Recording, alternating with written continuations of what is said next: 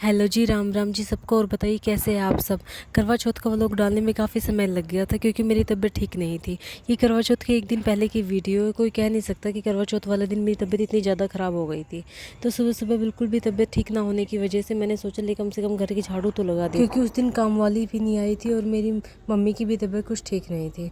तो उसके बाद फिर थोड़ी तबीयत ठीक हुई तो मैं दवाई लेके आई क्योंकि आज पूजा भी करनी थी। तो फिर नहा धो के मैंने अपना सामान लिया। ये मेरी प्यारी सी साड़ी मेरी सासू ने ही मुझे दी थी करवा चौथ के नाम पर।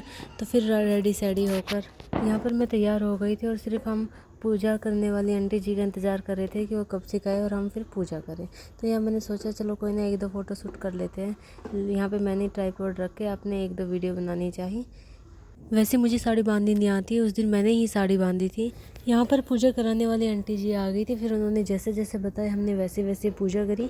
ये मेरा सेकंड करवा चौथ था। फर्स्ट करवा चौथ पर लड्डू छोटा ही था। फिर उन्होंने कथा सुनाई, हमने कथा सुनी। कथा सुनने के बाद हमने मम्मी से और उन आंटी जी से आशीर्वाद लिया। फिर चंद्रदेव को अर्घ दिया।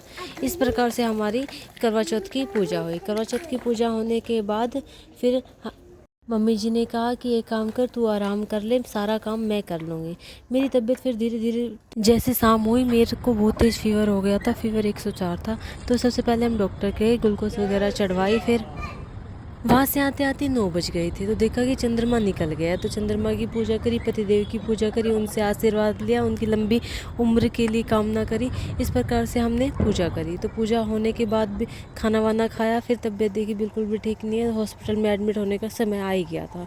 तो एक हफ्ते हॉस्पिटल में एडमिट होके फिर दिवाली पास आ गई थी। तो डॉक्टर वालों ने हमारा दिवाला निकाल दिया था। इस प्रकार से अब मैं बिल्कुल ठीक हूँ। Tata bye bye.